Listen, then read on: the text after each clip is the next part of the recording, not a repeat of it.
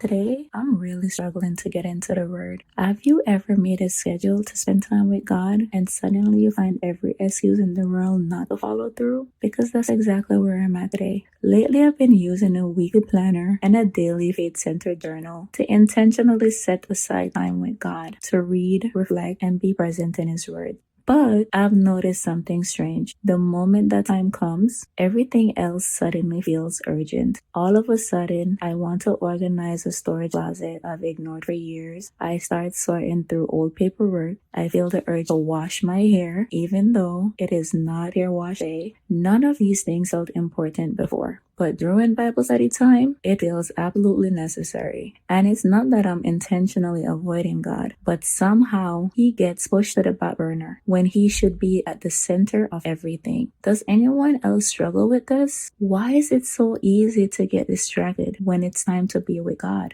Despite the distraction, I sat down and opened my Bible. Right now, I'm in the book of Psalms. Today, I'm reading Psalms chapter 3. And the way I read the Bible is simple. I keep reading until something stops me. When a verse grabs my attention, I pause, I reflect on it, I meditate on it. If I feel peace, I continue. If not, that's where I stay for today. And today, Psalms chapter 3 verse 6 stopped me. It says, I will not be afraid of 10,000s of people that have set themselves against me round about. And I'm very visual. So when I read this verse, I pictured it. Not 10 people, not a crowd, 10,000s with an S. Can you imagine that? Think about how stressful it feels when you're in conflict with just one person. At work, at home, with family, or even a stranger. Now imagine being surrounded by 10,000s of people who are against you. Wouldn't you be afraid? Because I know I would. That's what hits me. It's hard enough to stay calm when one person is against you. So how does someone say with confidence, I will not be afraid?